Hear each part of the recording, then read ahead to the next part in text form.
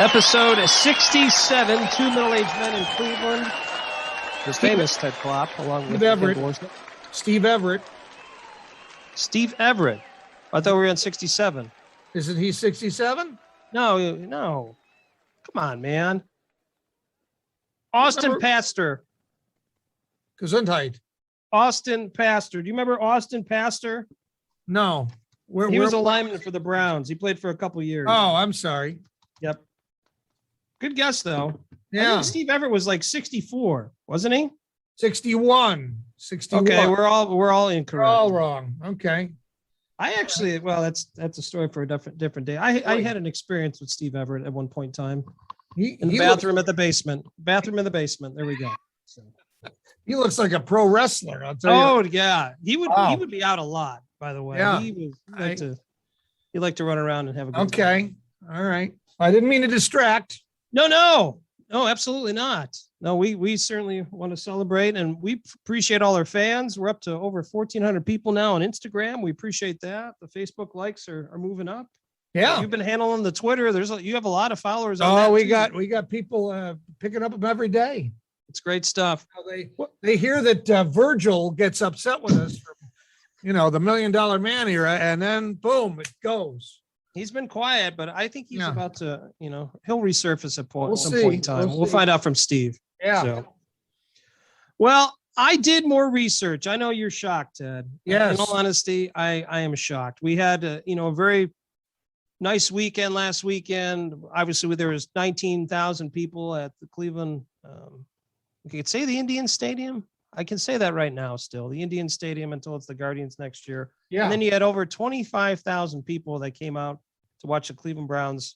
By the way, practice. I'm going to sound like Allen Iverson. We're talking practice. And yeah. We had 25,000 people out there. They had more people at Brown Stadium than they did for a regular season game for the Indians. So, throw that out there. Wonder if it's a football town or a baseball town. I don't know. I think we're still trying to figure that out. Yeah, sure we all know the answer to that. Mm-hmm. So, but I was kind of around town last weekend, and then obviously a little bit this past Sunday as I got back from a quick vacation. And I've been noticing a lot of construction, not only just road construction, but like other projects going on in the Cleveland area. And so my research actually was pretty easy. So there's a reporter at News Channel 5 by the name of Kevin Barry who put together a really nice article. I'm obviously not going to read the whole thing to you. You can check it out probably on the News Channel 5 website. But he talks about all the new projects that are going on in the Cleveland area. And I thought that'd be something for us to talk about. Because I think there's a lot of things going on that people don't even know. Probably.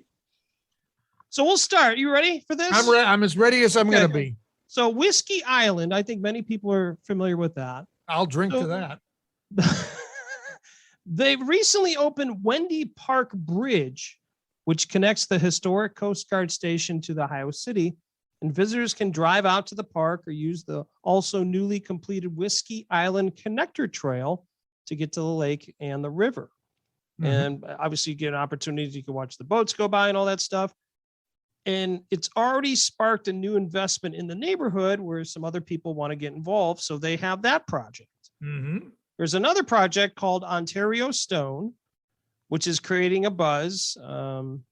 That is just south, as I could find it here. That is just south of Wendy Park. And it is it's 5 acres of land, which I didn't even know there was that much over there, where it sticks into the Cuyahoga River to be used for future development. So you have that. We'll keep moving along. The flats in the East Bank, which obviously has already gone through some construction and change and things like that. There's phase 2 of that going on. Okay. So what used to be a grass plot in a certain area is now being turned into a multiple entertainment venue to attract more diverse set of visitors to the flats. And there's going to be one new building that will have live country music, and it will have a rooftop cigar and whiskey bar. Oh, how about that? I know where you'll be. That's a possibility. Yeah. I think I might be able to visit. I don't do well with cigars. I was referring to the whiskey more. Oh, very nice. Yeah. And then there's going to be a second building at that site that will have 2 restaurants, which one will be Asian fusion dining location, and a nightclub with a restaurant below it. I know you're into the nightclub scene. That's that's me. Kind of your gig. Yes. Now, here's the one that I found really interesting. Jacobs Pavilion. And I didn't know this until I read this article, and shame on me. Did you know that Jacobs Pavilion is hosting a Women's Tennis Association championship, which is August 22nd through the 28th at the Pavilion? I didn't know when it was, but I knew they were because in my work, we deliver a lot of equipment to that's right. the river. And I've heard them talking about this tennis tournament coming up over at Nautica at the Jacobs Pavilion. I didn't know when it was, but now that you say that, I did hear some talk about a tennis tournament. I mean, that's a pretty big deal. It's a 250 person event. I mean, you're going to have some of the top stars in women's tennis that are going to be playing in the tournament. I had no idea. I think that's really, really cool. Yeah. So we have that. Well, we're not done though. I got a couple more here for you. So Heritage Park, around the bend from Jacobs Pavilion, Heritage Park has been closed for months while workers attend to the underside of the Detroit Superior Bridge, clearing the way for a park for an additional water access, which that is a big deal, to be honest with you. And then the last one I wanted to talk about is Irishtown Bend. I'm not sure if you've heard about this or not. I have not. So Irishtown Bend is a project that takes control of the plots of land that need to create a 23-acre park along the Cuyahoga River where Irish immigrants once settled in Northeast Ohio. So 2 buildings have already been demolished along West 25th Street near Detroit Avenue, and another building was recently purchased by Ohio City Incorporated, allowing it to be an overflow shelter for a few more months. The city of Cleveland is negotiating with the local restaurateur. I thought I said it incorrect. Yes. And business owner for another piece of land that would help complete the footprint of that Irishtown Bend planners envision. Now, the Cleveland Planning Commission. Leprechaun? What's that? Be a leprechaun? It could be. The Cleveland Planning Commission approved zoning changes and an urban form overlay for its historical industrial use, requiring different variances, things like that. But I cannot believe. So that's going to be zoned, and it will be zoned for open space recreation, which means they're going to do some other stuff down there. I cannot believe how many projects are being done. And I obviously there's some others. Brewdog is putting a restaurant in. The Flats South, there's more stuff going on in Whiskey Island. I mean, we could go on and on and on. I can't believe how much construction's going on at this time, which is what's awesome. What's happening on the Flats North? The Flats North? I don't know. Probably not much. Okay. Well, we got all that going on, and the Sherwin and Williams headquarters thing. Oh yeah, happening. Yeah. And then they're going to have a research and development facility in Brecksville, and Progressive Field. If this deal for the Indians facility goes through, reimagine that like they did Rocket Mortgage Fieldhouse. Yeah, that's big money with that they're talking about there. It's like what $400 million or something like that. So a lot of cash. Yeah, big money. A lot of stuff happening in the city. Yes, there is. All great, which is wonderful. I'll tell you what's happening on this show. We've got some good news involving whiskey. Ooh. Ken's ears have immediately perked up. A female powerlifter is our overachiever. We'll explain why. In Klopp's Klips, a story of one of the most bizarre first dates. I know we've each got some stories of our own, but I think this one tops that. And we're going to talk with the athletic director from Baldwin Wallace College. Talk to him about what's happening in the OAC and elsewhere. All that and more coming up. Cleveland! This is for you! Another This Week in Cleveland Sports. August 16th, 1920. Ray Chapman of the Cleveland Indians is hit in the head by New York Yankees pitcher Carl Mays. He dies the next day in the only major league game related fatality. We have our Cleveland sports historian, Dusty Sloan. And Dusty, certainly not one of those things that it's just a freak accident. It's just an unfortunate thing. But what can you tell us about the situation with Ray Chapman? Unfortunately, it's one of those things that gets tied to Cleveland baseball history. It's one of the negative things because, like you said, it's the only one that's ever happened where there's been a fatality on the field, and it was at the Polo Grounds actually in New York against New York. And you had two great pitchers going. And Carl Mays was an 18-game winner at that point. Stan Kovaleski, a lot of Cleveland baseball fans know that name. But what I didn't know as I was researching this game was Carl Mays was a knuckleballer, and he's one of those knuckleballers where he throws the ball and the knuckles hit the top of the mound. So he was very much committed to being a knuckleballer. But in the fifth inning, unfortunately, Ray Chapman led off, and the very first pitch for Mays hit him in the head.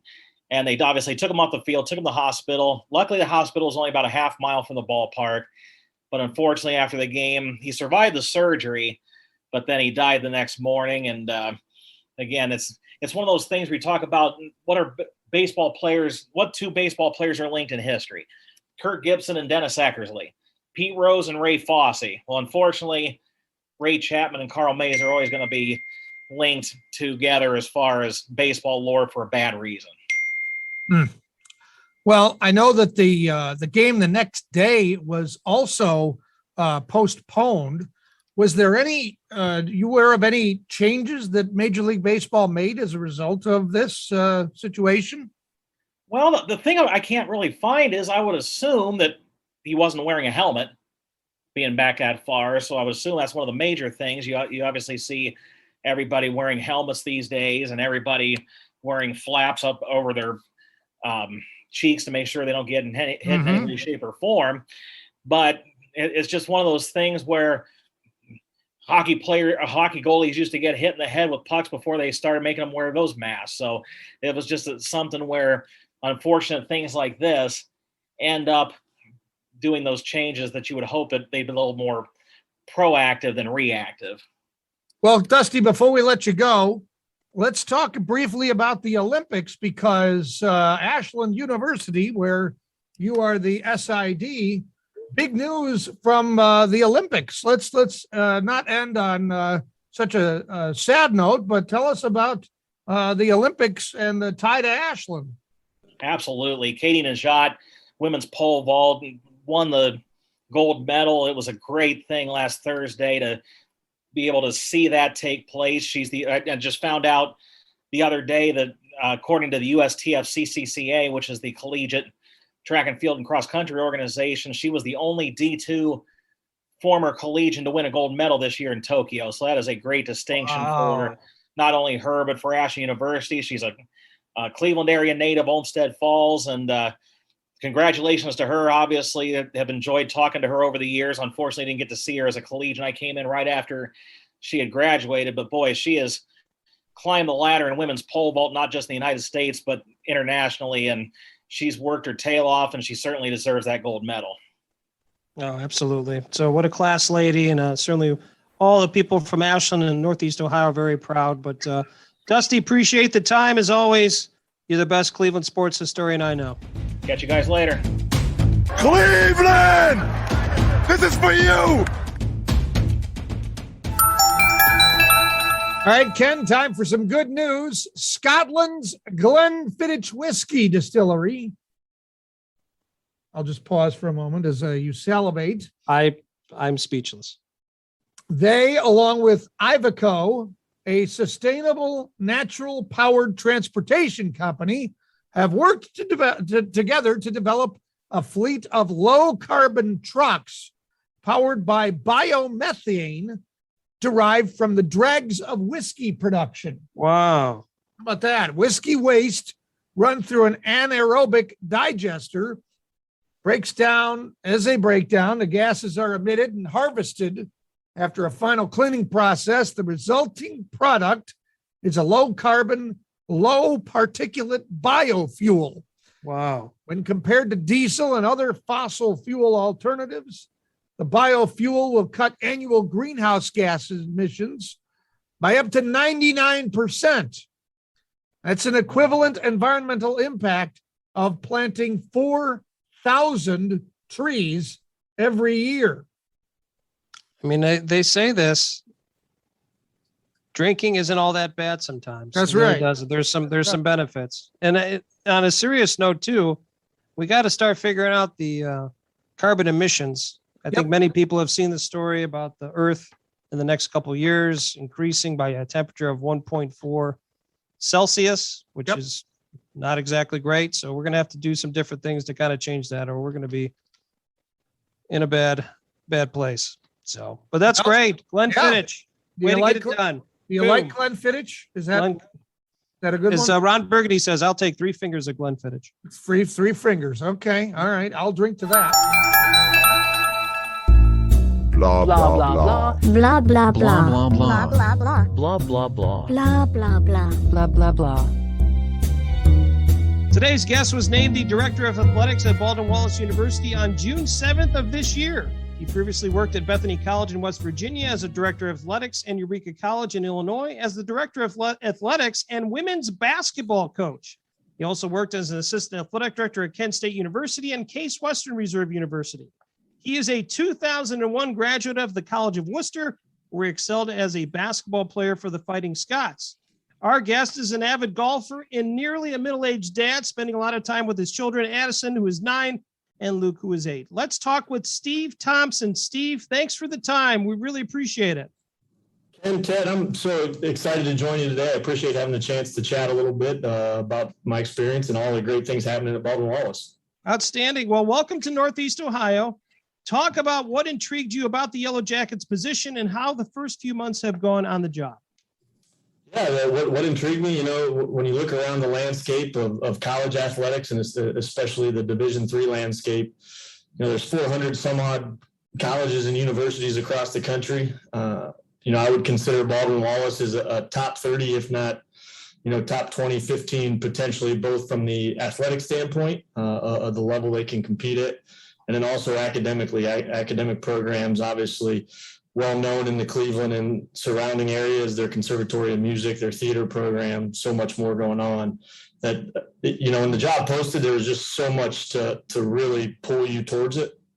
And then there was another great chance to get back to Northeast Ohio, where I'm from. And a lot of some of those relationships I've been able to build throughout my career. And it's a relationship game. So a good chance to get back home and be at a great institution of higher education. Great. Well, we all know the long tradition of excellence at BW. I'm imagining that you've been contacted by some alums, staff, students, and the like. When you're contacted as the new AD, what kind of questions are you getting? And have you heard from any, famous alumni? Is anybody, that we should ask you to get an autograph from, reached out to you?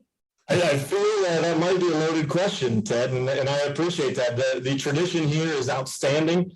Obviously, you guys are both well aware of it, but had a great former player here whose dad was a longtime coach who went on to have a fairly decent coaching career at the college and level, maybe won a national championship at a couple institutions and has moved on to the presidential level. But a great Baldwin Wallace product, and really the outcomes here are tremendous. And he's just one of the many alums that I've had a chance to connect to in my short term here so far in my 2 months. I can tell you not only from him, but Coach Tressel, but also or President Tressel, which is another story of, the awkward, what do you call him when he calls you the first time? I think that I would say, sir, would be. That's a good one. Yeah. I stumbled through Sir, President, and Coach all at once. We've had fortunate enough, and Ken and I go back to our time at Ashland University, where we both had a kind of a connection to Coach Tressel and Greg Gillum, who's now down at the University of Cincinnati working for Luke Fickell. So after I stumbled through my words of and saying hello to Coach Tressel, President Tressel, we were able to have a good conversation, and he and his family are staples of Baldwin Wallace, and they want the very best for not only the football program, not only the athletic program, but really the institution as a whole. And their support over the years has shown that. Had a lot of other alumni reach out really in that same manner, right? They want to raise the bar back to the level that they remember competitively, but also when I was a basketball player in college, they had some great basketball teams. Sherry Hare has done a great job here over the time, and Elite Eight, Sweet 16s, tons of OAC championships for her. Jamie Gibbs, the wrestling coach, has flipped that program. I could go on about some of the great coaches. They just want to see the winning ways continue and see what we can do to raise that bar for some of the other teams and really the campus as a whole. Well, you have a lot of years working in college athletics, and as many people know, it's not the easiest at times. So working from the Division I to Division III level, are there specific things that you remember at your different jobs above and beyond other things? Do you have any humorous stories of things that's happened to you or anything like that at one of the institutions you were at? That's a great question. I think I just shared one that that is a good one. That's a really good one. It's hard to go back from that. Not to get political by any means, but Eureka College is the alma mater of a former president. It's the smallest college to ever graduate a sitting president in Ronald Reagan. A lot of people don't know that. His story is very interesting in that football really changed his life. And a lot of stories he shared as he went on to be the president. So that was a pretty unique kind of selling piece as we went out on the recruiting trail to tell the story of what that experience is as a student athlete at a small college. And obviously Baldwin Wallace has those outcomes. The funny stories, they can get all over the map, right? My first job out of college was an internship for the Cleveland Browns just down the road in the equipment room. And my last day there, I had Phil Dawson, Chris Gardocki take me to the goalpost my last day working before I went in and moved on. So that's one that my parents always like to give me a hard time, that a punter and a kicker were able to hold me down and take me to goalposts. So, I got about 22 years of that experience and just really enjoyed kind of my growth through there. I've been blessed with who I've been able to work with along the way. Lee Owens at Ashland University as a football coach has had a great career. I mentioned Greg Gillen. At Kent State, I was there to work with Scott Strickland, who's gone on to baseball at the University of Georgia. Sounds like I'm name dropping, but they all have have impacted my life in a positive way that has kind of put me here and given me this opportunity.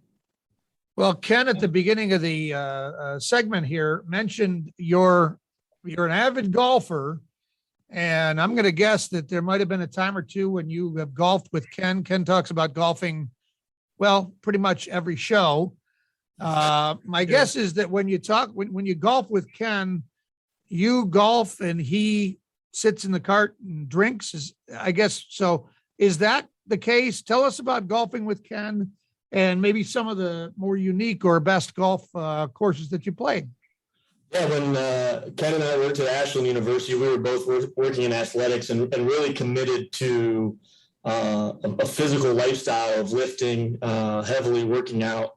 Yes. Ken was a model of strength and conditioning and just preparedness on the golf course. So that's the word I was thinking you would use, is model. Yes.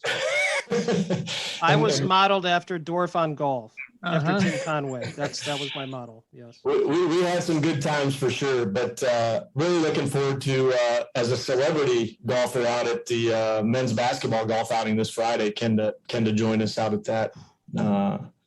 Looking forward for that. As far as some courses I've really enjoyed playing, again, I play as much as I can when I'm on the road. Had a chance to play a couple of links courses in Ireland when I took a trip of our women's basketball team at Eureka and a class over there. As a student athlete at Worcester, we went to Scotland and England. Didn't play the old course of St. Andrews, but we went up and walked around that and then played a couple different links courses there. In the States, that's a great question. A couple courses in the Pinehurst area are really exciting and played those. I'm blessed a lot of times where I get to travel with some of our teams and in a fundraising capacity. And I always try to build in some time in a sense for me and try to do different things through the travel. And golf's one of those things where I can kind of turn it off for a couple hours and recharge the battery. Steve, one of our final questions for you, obviously we're trying to have fun with you, but on a serious note. So the school year is upon us with practices in school, obviously for the university and also the high school venues. What advice would you give to a student athlete coming out of the high school level who is interested in possibly participating in college athletics? That's the first part of the question. The second part, what advice would you give to parents of prospective college student athletes? Yeah, no, that's a great question. I might start with part two first. What advice I would give parents: don't get hung up on wanting an athletic scholarship. Today, there's a lot of schools out there that'll throw you $1,000, $2,000 titled athletic scholarship, and a lot of times that'll feel good. I can tell you, based off my experience, the education here at Baldwin Wallace is second to none. And if you wait till those financial packages come out between maybe a Division II school, that we're going to be very close, if not better, on that financial aid match kind of. And too often parents are quick to push that athletic scholarship. There's so much more academic money. And this is coming from a guy 25 years ago. When I was looking, I would have gave anything for an athletic scholarship, but having been in the business and had a great experience at Division III level where we were able to beat some Division II teams, exhibition games against Ashland 2 out of my 4 years, and we won those games. And Ashland is a very good Division II basketball program. So wait is probably the easiest way to put it until you get all the information. What's Baldwin Wallace going to cost compared to the other schools you might look at? And don't be so attracted to the word athletic scholarship as much as academic scholarship. And that is advice to parents I would share all the time. As far as to young men and women, enjoy the experience. I think social media and Twitter can get everything lost where you have to put out your offer, and you have these kids that are collecting 50 offers, right, from every level of Division II, Division III, but really enjoy the experience and have conversations with those coaches and administrators that want you, and find the place that fits you best, where you want to go academically, where you want to go athletically, what you want to achieve. And don't get caught up in the Twitter world and all that. It's changed the game dramatically with that social media and everything. And I think it's gotten really muddy in that sense now because of an 18-year-old wants to compare themselves to everyone else. And we're all unique, right? We're all unique individuals and have a unique experience that's getting a little deeper than I probably would have ever thought I would have got on this phone. A little deep for us, I got to tell you. but those kind of two things I think are the most important, and enjoy that experience. For a year or 2 years through that recruitment process, you're going to feel really well loved. And when you step on campus, you got to get to work and work hard in the classroom and in the weight room and in competition. So knowing that ultimately shifts too a little bit. Well, that's outstanding. Well, Steve, we really appreciate your time. If people want to find out more information about Baldwin Wallace University, the athletic department, or contact you, how can they do that? The easiest way is on the website, bwyellowjackets.com. And that can get you to all email addresses, schedules. We'd love to have anybody come out and support our teams. Need to figure out how we can set up a coupon code for all these listeners that they can enter middle-aged men in Cleveland for maybe a free ticket or something. I can handwrite it out. There we go. Yes. I'll handwrite it. We'll see. Yes. I got some crayons. Anybody has a Ted Klopp or Ken Dworsnik signed piece of paper, we'll let them in for free this year. I it love won't it. take much if it's signed, because our signing's not very good. It's like a line. It's like a doctor. So like a doctor. Well, Steve, outstanding. Great to catch up with you. Congrats on the position. Good luck on the school year. And we'll probably catch up down the road. Once again, great information, because, let's be honest, as two middle-aged men, Ted and I have younger kids, and to kind of put them in the right area and use the advice of people that are professionals as yourself to direct kids and parents of how they should act and do that. That's very well appreciated. So we do appreciate that. No, and I really appreciate the opportunity early in my tenure here at Baldwin Wallace to talk about the great things that is Yellow Jacket Athletics. So thanks so much for the opportunity to both of you.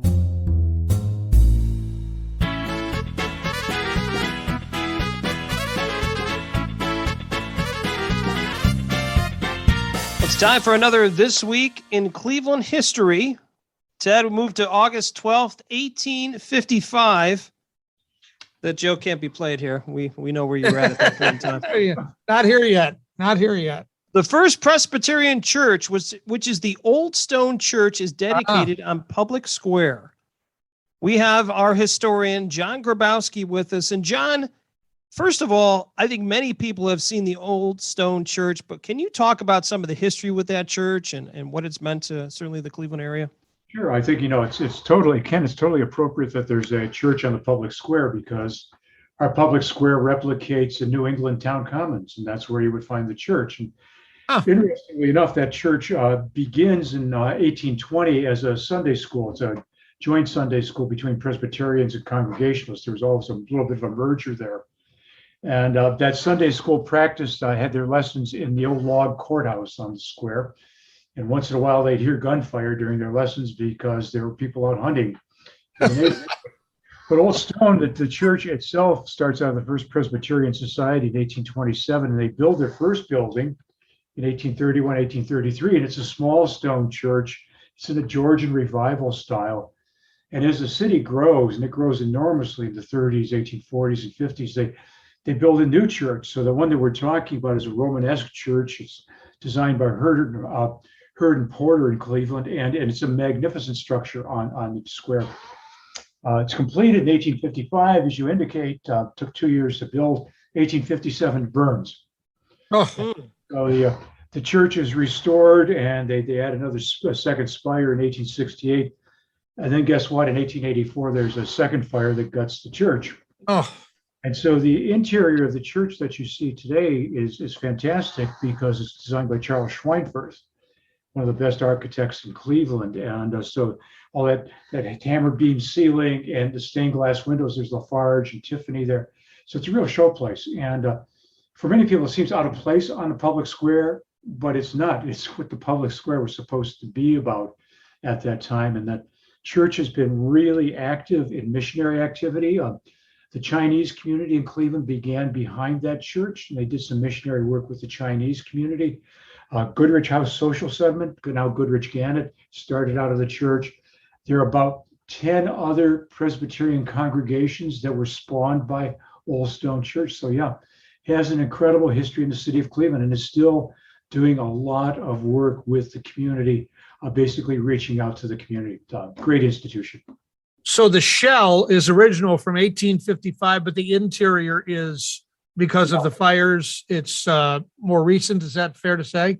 Yeah, it's more recent. I don't know exactly how much of the shell is there, isn't there? I mean, there's a book by Jeanette Tuve that will give you the details, but that church is really a survivor.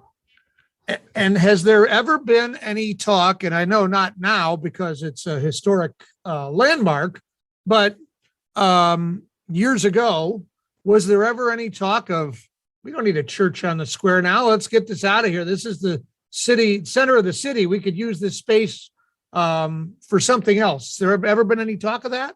Not that I know of, and I would say that by the late 19th century, the late 1800s, that church was really still vibrant in the community. It was still vibrant in the 20s and 30s. I mean, it's dealing with homeless and hungry during the Depression as well. So I don't think that church was ever going to go away, and to have destroyed it, to take it down, would have been a real act of civic violence, I believe.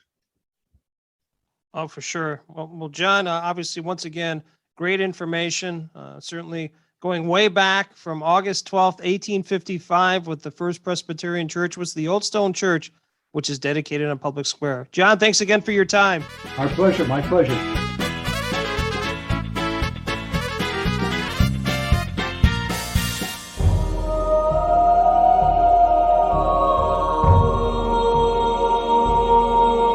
Time for our Overachievers segment, Ted. I will let you know once again, you did not make it. Dang it. We're underachieving. But a Florida woman received word just prior to her, get this, 100th birthday that she is a Guinness World Record holder as the world's oldest competitive powerlifter. Oh, my. Wow. Tampa's Edith Murway Traina was 98 years old and 94 days at the time of her last competition in 2019, earning the record. she might break her own record as she is scheduled to compete in her first post-pandemic lifting competition in November. She lifts weights ranging from, 40 to 150 pounds at her competitions. Ted, that's Wow. more than what I'm getting up. I'm going to be honest with you. More than I'm doing. Boy, I got a little tempo action down in the basement, and I think I'm Hulkamania when I'm lifting 30 pounds. This lady's lifting 40 to 150 pounds. I'm doing 8-ounce curls. I don't know about you. Strong wrists. Yeah. So, Yeah. well, Wow. Well, that's apparently impressive. what an inspiration. Edith Murway Traina, at the age of 100, is going to compete in another event and probably breaking a Guinness World Record, lifting over 40 to 150 pounds. The most trusted name in journalism, Klopp's Klips.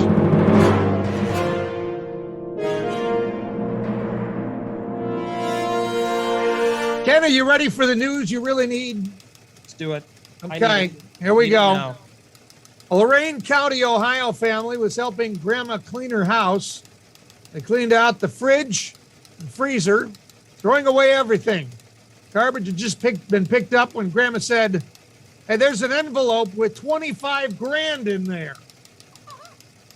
The family immediately contacted Republic Services as they had thrown the envelope out with everything else. Republic Services contacted the driver, who had not yet gotten to the landfill.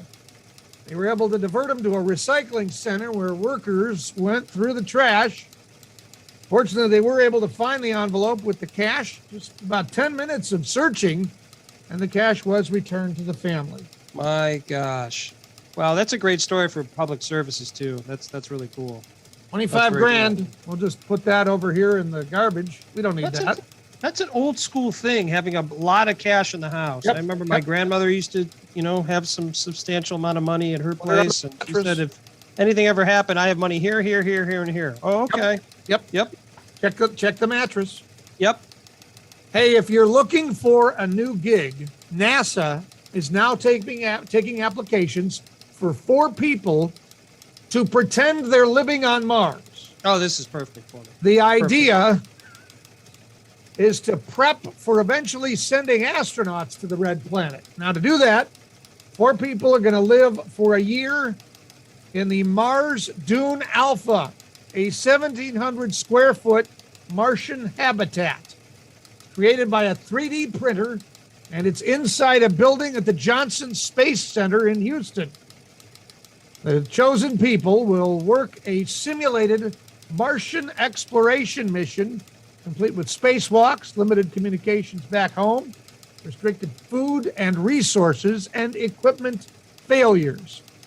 The requirements for the applicants here now, pay attention, master's degree in science, engineering, or math. Okay. Got any of that? I have a master's degree, but not in any of those things. So I guess I'm not. Well, all right, let's see what else we got here. They need pilot experience would be good too. Only American citizens or permanent U.S. residents are eligible. I think you can check that box. Applicants need to be between 30 and 55. So 2 middle-aged men from Cleveland, we're good there. Yeah, we're ready to roll. In good physical health. Well, I don't know about that one. Never mind. So, no dietary issues. I'm a good eater. No, I'm good with that. Yeah. And not prone to motion sickness. I think I'll eliminate myself from that one. I don't know about that one either. Yep. Yeah. So if you want to pretend you're on Mars, just contact NASA. Wow, that's crazy. That just shows you how close we are to people being there, I guess. Yep. A Florida man facing charges after a fight among a group on vacation. It started when a woman in the group passed out. Oh boy. How many fights start this way? The man involved, James Williams, put the woman who passed out in a wheelbarrow to take her to her hotel room. That's how you take people that are drunk, right? Okay. Yeah. Well, that's when he apparently started pouring beer on her. Oh boy. Okay. So another guy in the group tried to stop him, and that led to the fight. Now, during the fight, Williams apparently choked the guy and then bit off part of his ear. Oh, some Mike Tyson stuff. Okay, Yeah. nice. All Missing right. earpiece was found. No word on what wound up happening with it. Oh. This is in Florida? Okay, Yep. fair enough. All righty. No word if anybody contacted the victim to No, probably not. see if he had anything to say. A woman who met a man on Tinder says their first date went very poorly. How many Tinder dates? This seems like, this is kind of like, hey, the sun rose today. Holy man. Now, first date on Tinder went poorly. The two had been chatting for a while, and the woman invited the guy to a barbecue at her house. Okay. He arrived late, and he showed up with extra food for himself. Want to make sure he's going to eat. Yep. Then he brought out a vial full of ashes, saying, "Oh, I'd like to introduce you to my mother. I like bringing her to any important event in my life." What? The woman made some excuses and ended the date as quickly as she could. She says he texted her before he even got to his car saying, quote, "My mom really liked you. I can't wait to see you again." Oh boy. She replied that she didn't feel the connection to him or his mother. That's a great answer. Yep. My gosh. Yep. Whew. Late, bring your own food, and the remains Ashes of of your your dead mother. Yes. That is. Yeah. That's not a good start. That's not what you're looking for. Yep. You think You're that's checking all the X's off. You think the guy's name's Herman Munster? I don't know. Could be. All right. Well, that's this week's collection of Klopp's Klips.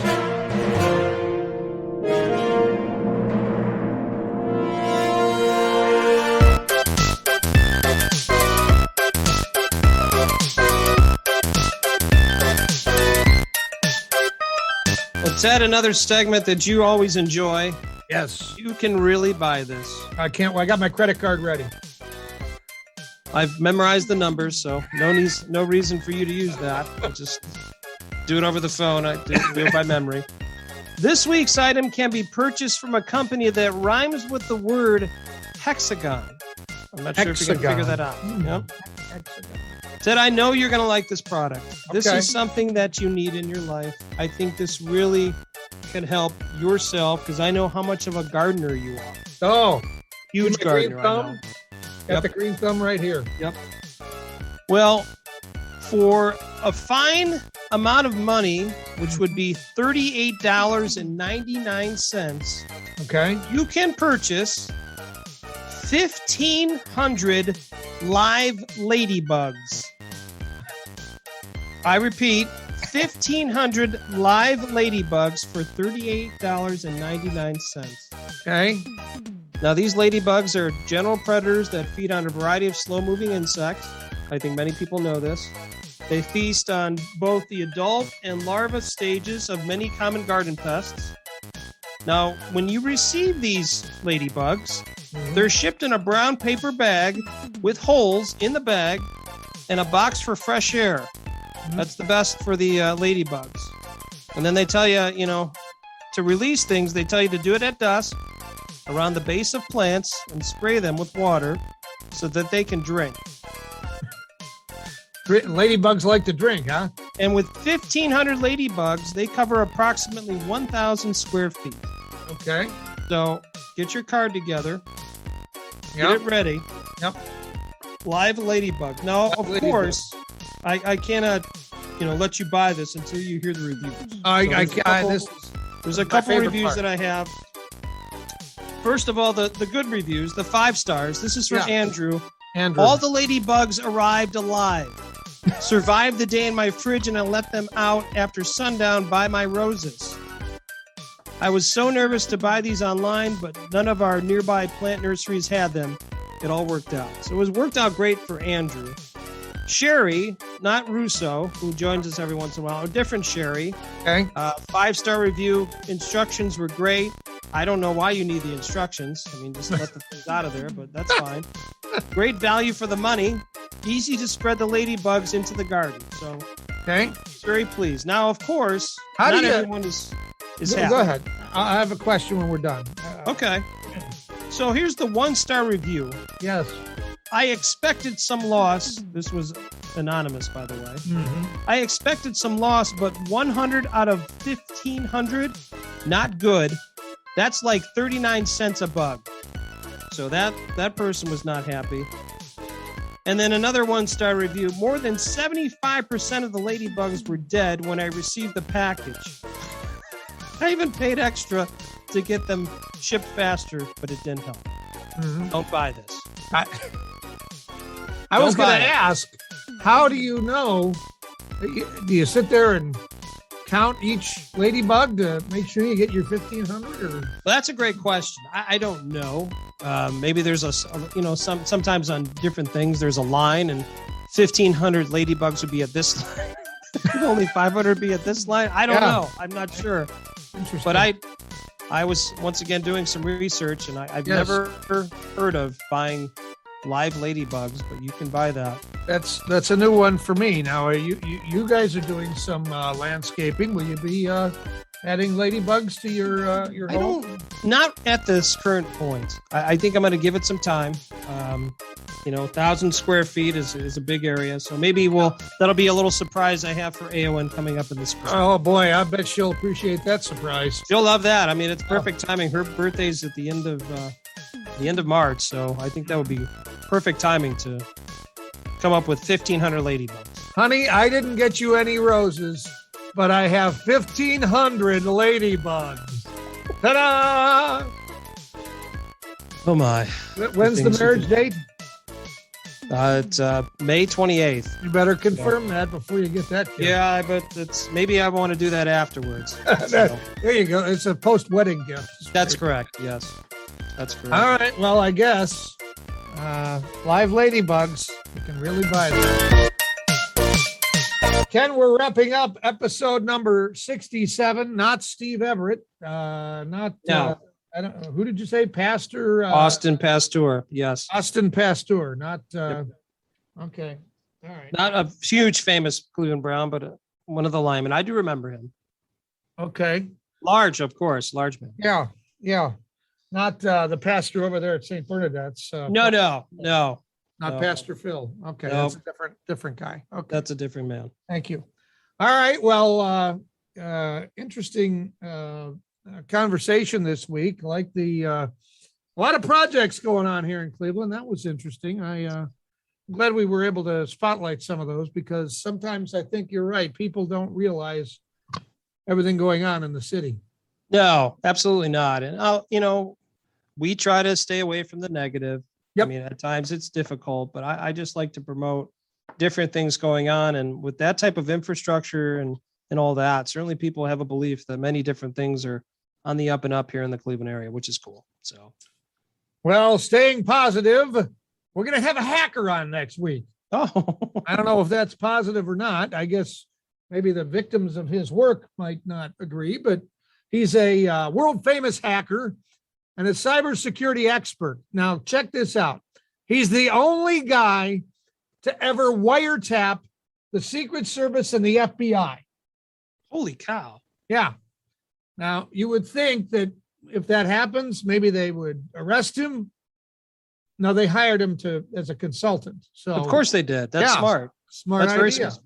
So Brian Seeley, maybe I should say his name quietly since he's a hacker. I don't know. Brian Seeley is going to be on the show next week. Maybe do we need to get a voice changer for next week? I don't It's know. a possibility.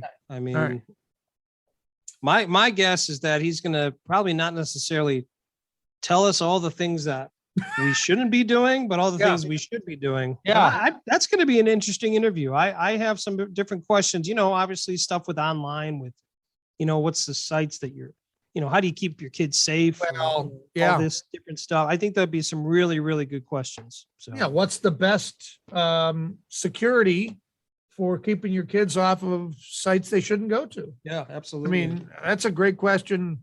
yeah. I would like to know the answer to that. My kids are getting to that age, and I think your kids are already there. So, yeah. And I do want to know how he's wiretapped, the FBI and the CIA. I mean, I have to know this. Get the schematic. I need to get the info. All right. Are you going to do any wiretapping this week? No, I'm not. How about any keg tapping? No, it's going to be a quiet week. I need to, we got to drop some LBs. I do have a wedding coming up. You're trying to compete with our power lifter overachiever. Is that it? Oh, Edith? No, Yeah. I'm definitely not going to be able to keep up. Okay. How about our surprise this week? Did you like the surprise of Steve Thompson, the Baldwin Wallace athletic director? Did you like that? That was awesome. He had How some random great was insight. that? That was really cool. He's certainly been a friend for a long time, and obviously congrats to him, but certainly a lot of people that listen to our show are very familiar with Baldwin Wallace and have a great athletic program. So we wish the best for the Jackets, the Yellow Jackets. Yellow Jackets. Yeah, That's right. we'll be kicking off here soon. We're not That's too far right. from That's right. Footballs and all that and the fall sports. Well, people often wonder, well, why didn't they tell us who they were going to have on? Never know why. Yep. Never know why. Yep. We So, like surprising people. yeah, That's one every of my once in a favorite while we things. throw a surprise in there. Yep. Start it off and wrap it up. That's basically what we do. Yep. That's what we do. Speaking of wrapping it up, Oh, you want me to wrap it up now? Oh, okay. Very cool. I have to be direct. I am a middle-aged man. I just want everyone to remember we're just two middle-aged men in Cleveland. Two Middle-Aged Men in Cleveland is sponsored by Anchor.fm. Everything you need to make a podcast in one place. And by Westminster AV. Custom audio-visual packages for all occasions.